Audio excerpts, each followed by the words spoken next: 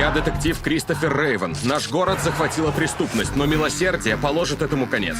Судебная система во главе с искусственным интеллектом, имеющим доступ ко всем камерам, телефонам и базам данных. Если вы совершили тяжкое преступление, у вас будет 90 минут, чтобы доказать ИИ свою невиновность. Или вы будете казнены.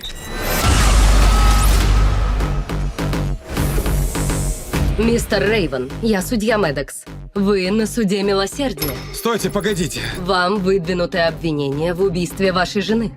Я любил жену. Я этого не делал. Если вы невиновны, докажите. Времени мало. Ага, большое спасибо. Выпустите меня! Вы вправду думаете, что я убил свою жену? Я думаю, что вы точно что-то скрываете. Казнить нельзя, помиловать. Скоро в кинотеатрах.